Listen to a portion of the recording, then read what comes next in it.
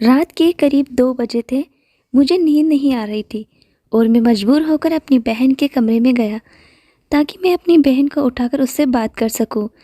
मैं इस कमरे में आया तो हल्की सी रोशनी वाली लाइट चल रही थी। मेरी सारी बहनें सो रही थी और फिर मैं अपनी बड़ी बहन को देखा। वे तो अपने कमरे में नहीं सो रही थी। मैं बड़ा हैरान हुआ कि मेरी बड़ी बहन इतनी रात को कहाँ जा सकती है। मैं बाहर आंगन में आया। बाथरूम बाहर आंगन में बना हुआ था। बाथरूम के करीब आया तो मुझे हल्की सी नीलम की आवाज़ आ रही थी। मैंने बाथरूम के करीब से जाकर सुना तो वे मेरी बहन की आवाज़ थी जो किसी को कह रही थी, जल्दी करो वरना कोई आ न जाए। और कोई लड़का बोल रहा था, रात के 2 बजे कौन आ सकता है, तुम परेशान न हो। मैं ये सब सुनकर चौंक गया। फिर मैं बाथरूम का कोई सुराग ढूंढने लगा ताकि मैं अंदर उन दोनों को देख सकूं कि आखिर अंदर चल क्या रहा है। फिर बाथरूम के रोशनदान से जब मैंने अंदर देखा तो वे दोनों एक दूसरे को सुकून दे रहे थे। वे लड़का हमारे ही मोहल्ले का था जो मेरी बड़ी बहन को सुकून दे रहा था। मुझे काफ़ी गुस्सा भी आया और मैं परेशान भी हुआ कि क्या करूं। फिर मेरे दिमाग में एक तरकीब में आई।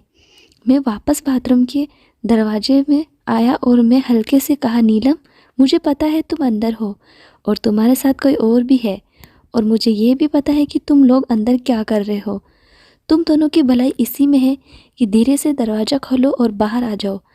घर में कोई शोर सुनकर जाग न जाए और शोर मत करना।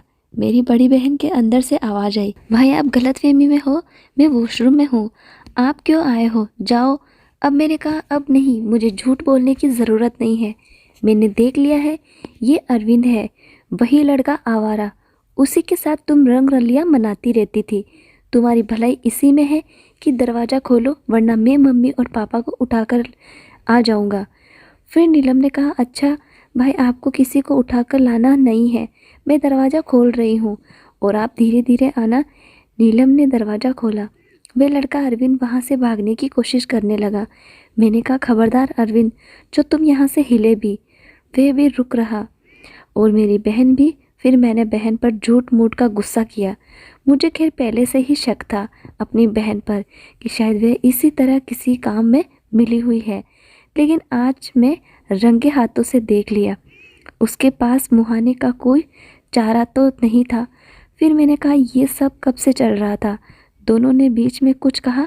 फिर अपनी बहन से कहा, तुम तो बड़ी रहती थी कि अपने पति से बहुत प्यार करती हूँ, इसीलिए मैं दूसरी शादी नहीं कर सकती, पर यह काम तो तुम बड़े शौक से कर रही हो। फिर मेरी बहन मुझसे कहने लगी, समीर, जो कुछ भी हुआ अनजाने में हुआ, मेरी इसमें कोई गलती नहीं है, मुझे माफ़ कर दो और यहाँ से चले जाओ।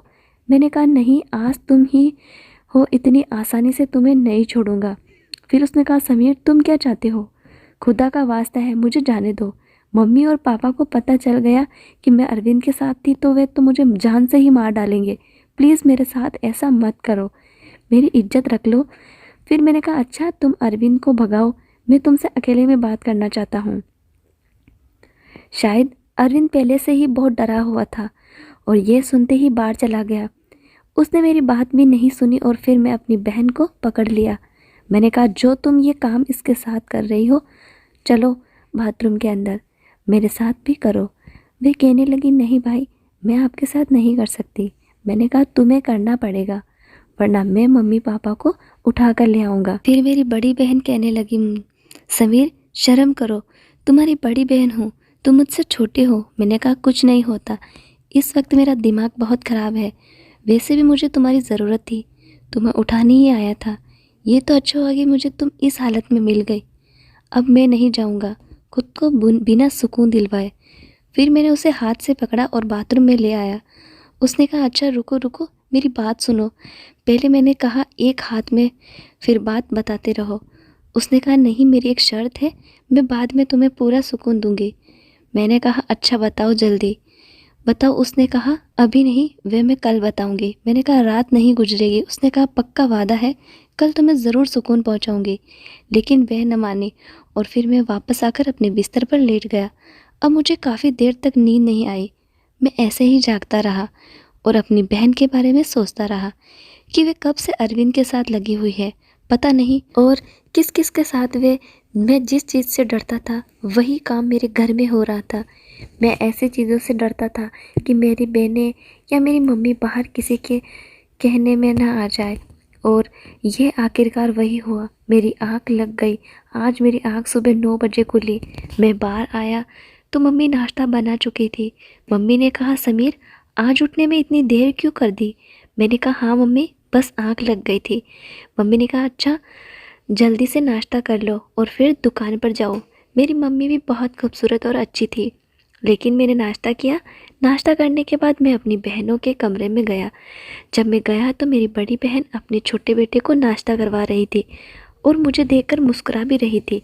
फिर मैं अपनी बहन से कहा, एक बात बताओ, मैं तुम्हारे क्या शर्त है? उसने कहा, भाई आज दोपहर जब आप खाना खाने आएंगे तब मैं आपको बताऊंगी कि मैं क्या शर्त है। मैंने कहा, अच्छा। फिर मैं अपनी दुकान पर आया। दुकान पर आया तो छोटू ने दुकान खोलकर सफाई सुथरा करके बैठा हुआ था।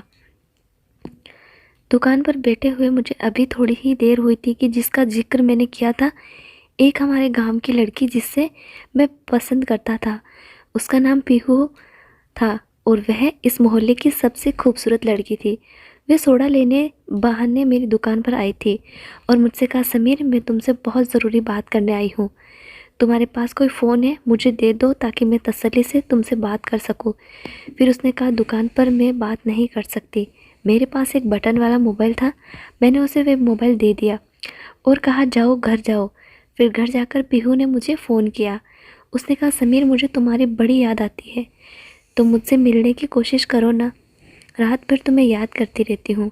मैंने कहा, मुझे भी तुम्हारी बड़ी याद आती है, लेकिन ये गाँव है, यहाँ कोई होटल वगैरह तो मिल है नहीं, हम वहाँ जाकर मिल रहे। फिर पीहू ने कहा, मेरे पास एक तरकीब है, अगर तुम्हें अच्छी लगे तो। मैंने कहा, क्या? बताओ। उसने कहा, मेरे घर के पीछे कपास की फसल लगी हुई है, अगर उसके पास की फसल में कोई बैठ जाए तो कोई उसे देख नहीं सकता। अगर तुम कहो तो मैं रात को वहाँ आऊँगी, तुम भी आ जाना, वहाँ हम एक दूसरे से सुकून से मिलेंगे। मेरा दिल तो बड़ा किया कि पीहू के साथ मिलूँ, क्योंकि वह बहुत खूबसूरत थी। गाँव में इतनी खूबसूरत थी कि सारे लड़के उसी के पीछे होते थे। लेकिन मैं डर रहा था कि अगर मैं पीहू के साथ रंगे हाथों पकड़ा गया तो ये गांव वाले मुझे छोड़ेंगे नहीं, और मेरा ध्यान दूसरी ओर भी था, मेरी बहन की तरफ। फिर मैं पीहू से कहा, पीहू वह जगह ठीक नहीं है, हम वहाँ नहीं मिल सकते, कोई और जगह सोचो। उसने कहा, प्लीज़ समीर आ जाओ, मुझे तुमसे बात करनी है। और हाँ, घर वाले मेरा रिश्ता ढूंढ रहे हैं, कहीं ऐसा ना हो कि मेरी शादी कर दे। तुम अपनी मम्मी पापा से बात करो, मेरे घर रिश्ता भिजवाओ। मैं पीहू से प्यार तो करता था, लेकिन मैं अभी शादी नहीं करना चाहता था। मैं भी ज़िंदगी में अभी भी बहुत कुछ करना चाहता था। फिर मैंने कहा, पीहू अभी तो मैं इतना अच्छा कमाता भी नहीं हूँ। तुम्हारे सामने की बात है, मेरी छोटी सी दुकान है, इससे बस मुश्किल से घर खर्च चल रहा है। मैं अपने पैरों पर खड़ा हो जाऊँ, फिर तुम्हारे घर रिश्ता ज़रूर भेजूँगा। फिर पीहू कहने लगी, तभी जब मैं किसी और के घर चली जाऊंगी, मुझे कोई ज़रूरत नहीं है इतनी दौलत की। जिस हाल में मैं भी तुम रखोगे, मैं उसी हाल में तुम्हारे साथ राजी हूँ। समीर, खुद के लिए मैं तुम्हारे बगैर नहीं रह सकती। हालात कुछ मेरे भी ऐसे ही थे। पीहू से शायद मैं सच्चा प्यार करता था। दिल तो मेरा भी चाहता था कि मैं शादी कर लूँ, लेकिन मैं ना करूँ। मैंने देखा कि जो जल्दबाजी में शादी कर लेते हैं और फिर कमाने के लिए उनको बाहर जाना पड़ता है, उनकी औरतें यहाँ अकेले किसी और के साथ। इसीलिए मैंने सोचा कि मैं अब तक शादी नहीं करूँगा, और अगर करूँगा तो मैं अपनी बीवी को सारी ज़िंदगी हमेशा अपने साथ ही रखूँगा। ये मैंने सोचा हुआ था। बड़ी मुश्किल से पीहू को मैंने समझाया। मैंने कहा, अभी कुछ साल रुको, मैं अपने पैरों पर खड़ा हो जाऊँ, फिर तुमसे ज़रूर शादी करूँगा। पीहू कहने लगी, अच्छा ठीक है, तुम रात को इस फसल में आना, मैं तुम्हारा इंतज़ार करूँगी। मैंने कहा, पीहू आज तो नहीं, हाँ मैं तुम्हें ज़रूर बताऊँगा। उसने कहा, अच्छा समीर, तुम्हारे पास कोई छोटी सी तस्वीर होगी, मैं उसे हमेशा अपने सीने से लगा कर रखूँगी, जब भी तुम्हारी याद आया करेगी मैं उसे देखा करूँगी। मैंने कहा, अच्छा कल जाऊँगा या आज किसी भी टाइम जाऊँगा, पासवर्ड साइज़ फ़ोटो तस्वीर बना कर लाऊँगा और मेरी दुकान पर आ जाना, फिर मैं तुम्हें दे दूँगा। उसने कहा, अच्छा ठीक है। फिर उसने कहा, अच्छा ये मोबाइल लेने के लिए इस छोटू को भेजो जो तुमने दुकान पर रखा हुआ है। मैंने कहा अच्छा ठीक है। फिर मैं छोटू को भेजा।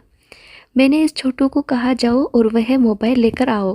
वह मोबाइल लेकर आया। कल दोपहर हो गई, मुझे पता ही नहीं चला। मैंने कहा छोटू आज तुम घर मत जाना, मैं खुद ही घर जाकर खाना खाऊंगा। उसने कहा अच्छा ठीक है। अब दोपहर का 1 बज रहा था। मैं खाने के बहाने घर चला गया। घर आया तो मम्मी अभी तक खाना बना नहीं पाया। उन्होंने कहा समीर आज तुम खाना लेने घर आए हो, इसके लिए छोटू को भेज देते। मैंने कहा हाँ वे छोटू ज़रा काम में बिजी था इसलिए मैं खुद आया। उन्होंने कहा अभी तो खाना नहीं बना, अच्छा तुम बैठ जाओ। फिर मैं अपनी बहन के कमरे में गया। मेरी 2 छोटी बहनें शायद किसी के घर गई हुई थी, वह भी नहीं थी। मेरी बड़ी बहन अकेले बैठी हुई थी। मैंने पूछा हाँ क्या शर्त है तुम्हारी, तुमने बताया ही नहीं। उसने कहा भाई मैं एक बंदे को पसंद करती हूँ। मैंने कहा हाँ मुझे पता है, अरविंद को। उसने कहा नहीं अरविंद को नहीं, वह कोई और है। फिर मैंने कहा पूजा तुम रात अरविंद के साथ ये काम क्यों करवा रही थी, अगर उससे पसंद नहीं करती तो। उसने कहा भाई वह तो मेरी ज़रूरत पूरी करता है, मैं उसे मना भी नहीं कर पाई। इसीलिए फिर मैंने कहा पूजा ये गलत बात है, अगर तुम उससे प्यार नहीं करती तो उसे अपने करीब क्यों आने दिया। उसने कहा छोड़ो भाई, मैं इस बारे में डिस्कस नहीं करना चाहती। मैं तुम्हें ये बता रही थी कि मैं एक लड़के को पसंद करती हूँ और मैं उससे शादी करना चाहती हूँ। तो मैंने कहा तुम मुझे क्यों बता रही हो, तुम ये बात मम्मी पापा को बताओ। उसने कहा मम्मी पापा ये बात मानेंगे नहीं, इसीलिए तुम्हें बता रही हूँ। मैंने कहा कौन है वो। वे हमारे घर के सामने वाली जगह पर एक घर बन रहा था, उसमें शायद मजदूर काम कर रहे थे। एक लड़का उसमें था जो दिखने में स्मार्ट और खूबसूरत था। मेरी बहन ने कहा उस लड़के को मैं पसंद करती हूँ, वह भी मुझे रात को मिलने आता है। पिछली रात को भी वह आया था। मैं बड़ा हैरान हुआ कि मेरे घर में चल क्या रहा है। मैंने कहा अच्छा फिर उसने क्या कहा। मैंने उससे शादी करना चाहती हूँ, लेकिन वह लड़का बहुत गरीब है, तो मेरी मम्मी और पापा तो मनाने के लिए बिल्कुल नहीं है। इसलिए तुम मम्मी और पापा से बात करो, मेरी शादी इस लड़के से करवा दो, मुझे वह लड़का बहुत अच्छा लगता है। मैंने कहा पूजा खबरदार, तुम ये सोच भी कैसे सकती हो। उसने कहा भाई आप मेरा ये काम करते हैं ना, जो आपको सुकून दूंगी वे सारी ज़िंदगी याद रखेंगे। जिस अंदाज में उसने बोला था मैं उसको मना न कर पाया। मैंने कहा अच्छा मैं बात करता हूँ। उसने कहा नहीं भाई पहले बात करो, बाद में तुम्हारा काम करूँगी। मैंने कहा नहीं ये काम बहुत मुश्किल है, इसमें बहुत टाइम लगेगा, प्लीज़ आज रात मुझे सुकून दे दो। उसने कहा नहीं भाई आज रात तो मैंने उस लड़के से वादा किया है, मैं उसको मिलूँगी और उसको मैं सुकून दूँगी, आज मुश्किल से। मैंने कहा पूजा क्या हो गया है तुम्हें, ये मुझे कैसी बातें कर रही हो, तुम्हारा छोटा भाई हूँ। उसने कहा हाँ बड़े भाई हो या छोटा, अब मेरी सारी रात भी जान गई हो, इसीलिए तुम्हें बता रही हूँ। मैं फिर कहा अच्छा पूजा कोई बात नहीं, इसको आज मना कर दो, आज तुम मुझे सुकून दो, पहले थोड़ा सा दो, एक हद तक, लेकिन आज दे दो। फिर मैं कल तुम्हारे सामने मम्मी और पापा से बात करूँगा, लेकिन तरीके से। हम डायरेक्ट ये नहीं बोलेंगे कि फलाना लड़का है। मैं मम्मी और पापा को बिठाऊँगा और उनसे कहूँगा कि आप मेरी बड़ी बहन की शादी कर दें, और फिर मैं किसी अच्छे तरीके से चक्कर चलाऊँगा ताकि तुम्हारी शादी उसे पटाने से हो जाए। मेरी बहन ने कहा हाँ ये काम कर दो, पूरी ज़िंदगी तुम्हें सुकून देती रहूँगी। मैंने कहा आज रात मेरे कमरे में आना तुम्हारे साथ। तो मेरी दूसरी बहनें भी सो रही थी, इसीलिए मैं तो यहाँ नहीं आ सकता, तुम आ जाना। उसने कहा आज नहीं कल आऊँगी। मैंने कहा नहीं आज, तुम्हें हर हाल में आना है, वरना मैं आज तुमसे उस लड़के को नहीं मिलने दूँगा, सारी रात जागता रहूँगा। उसने कहा अच्छा रात को 1 बजे तुम्हारे पास आऊँगी, 40 मिनट तुम्हारे साथ रहूँगी और फिर 2 बजे वह लड़का आएगा, फिर मैं थोड़ी देर उससे मिलूँगी। मैंने कहा अच्छा ठीक है, और फिर वह चली गई। खाना खाकर मैं अपने कमरे में चला गया और सोचने लगा कि कब मेरी बहन मेरे कमरे में आएगी। रात के करीब 1 बजे मेरी बहन मेरे कमरे में आ गई। कमरे का दरवाज़ा खुला हुआ था। फिर मेरी बहन ने मुझे वह सुकून दिया जिसके लिए मैं कब से तड़प रहा था। करीब आधे घंटे बाद वह बाहर चली गई उस लड़के से मिलने के लिए। मैं आज बहुत खुश था क्योंकि मैं जो चाहता था वह मुझे मिल गया। फिर जैसे तैसे करके मैंने अपने माँ पापा को भी पूजा की शादी के लिए मना लिया। फिर पूजा की शादी वो हो गई और वह अपने ससुराल चली गई। फिर जब कभी वे घर आती तो हम दोनों साथ में समय बिताते और कभी कभी मेरा मन करता तो मैं उससे मिलने चला जाता। फिर कुछ महीनों बाद मैंने एक बड़ी सी दुकान खोल ली, जिससे घर खर्च कम हो गया। और फिर मैं पीहू के घर वालों से बात करके उससे शादी कर ली और फिर हम दोनों खुशी खुशी रहने लगे। तो दोस्तों, आपको ये कहानी अच्छी लगी तो लाइक शेयर एंड चैनल को सब्सक्राइब ज़रूर करें। धन्यवाद।